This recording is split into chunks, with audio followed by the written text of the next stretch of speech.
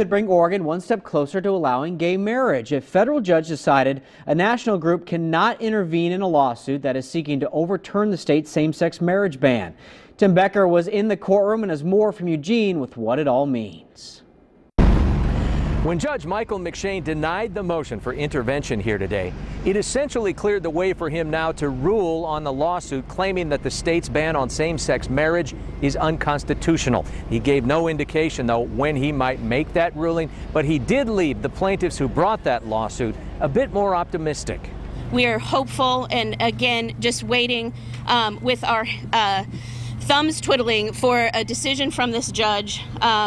We feel very confident that this is headed in the right direction. The wheels were set in motion with lawsuits filed in late 2013.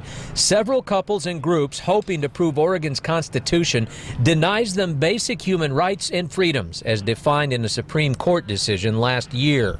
Things have evolved and changed, and we're real families and real people, and we don't want to be in shadows anymore.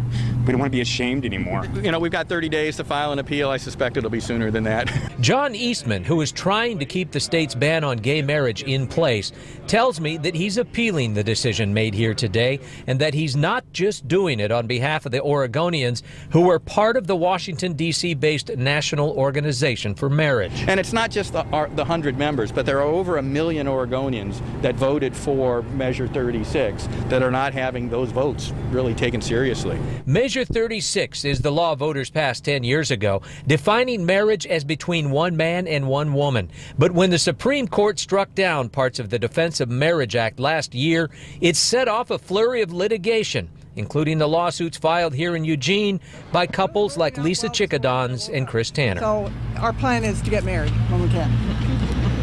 Yeah. So this is my fiance, actually. When and if that happens depends on the judge's ruling that could come down any day. We'll be sure to follow this story and let you know what happens next. In Eugene, Tim Becker, KOIN 6 News. Now, if the judge decides to overturn the ban, he could allow gay marriages to start happening right away. He could also postpone the marriages until the case is appealed.